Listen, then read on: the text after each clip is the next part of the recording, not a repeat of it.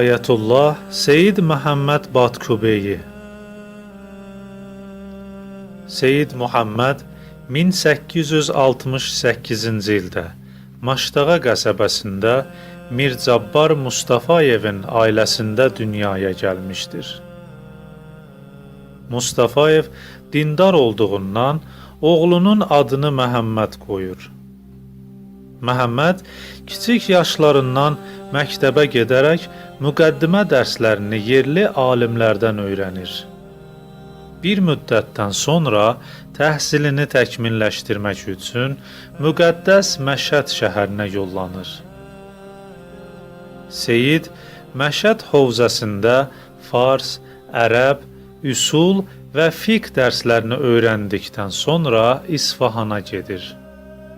O, qısa bir zamanda məntiq, fəlsəfə və kəlam elmlərini İsfahan hovzasının tanınmış ustadlarından öyrənir.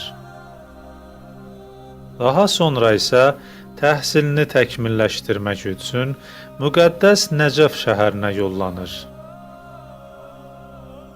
O, Nəcəfdə Ayətullah Seyid Hüseyn Batkubeyi, Molla Fətullah İsfahani, Seyid Əbulhəsən İsfahani, Molla Məhəmməd Kazım Axund Xorasani, Seyid Məhəmməd Kazım Yəzdi və digər ustadlardan bəhrələnərək özü də ustadlıq dərəcəsini alır. Seyid Məhəmməd Batkubeyi Nəcəf hövzəsində təhsilini başa vurduqdan sonra Bakıya qayıdır. Onun vətənə qayıtdığı dövr Sovet İttifaqının yeni qurulduğu zamana təsadüf edirdi. Seyid Muhammed Batkubeyi dövlətin dinin təbliğinə qarşı göstərdiyi təzyiqlərə baxmayaraq, o dinin təbliğindən əl götürməyib, hətta paytaxt Bakıda dini hovza təsis edərək bir çox savadlı tələbələr yetişdirir. Məşhur Əl-Qədir kitabının müəllifi Əllamə Əmini onun haqqında belə yazır. Əllamə Seyid Məhəmmədin xidmətlərindən biri də çoxlu tələbəsi ilə tanınan böyük hovzanın təsisi idi. Ayətullah Seyid Məhəmməd Batkubeyi özü də elə həmin hovzada tədris edərmiş. Azərbaycan zorla Sovet İttifaqının tərkibinə keçdikdən sonra dövlət dinlə sərt mübarizəyə başladı. Bir çox məscidlər, mədrəsələr, dini mərkəzlər dağıdıldı və alimlər sürgün olundu.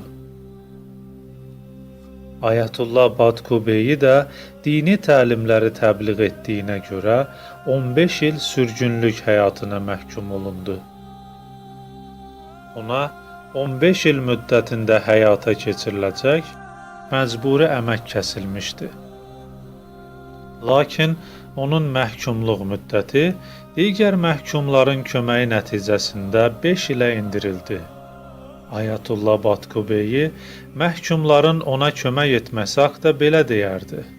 Hər məhkum gündə bir neçə bel torpaq götürür və deyirdi, bu da Axund ağanın payı.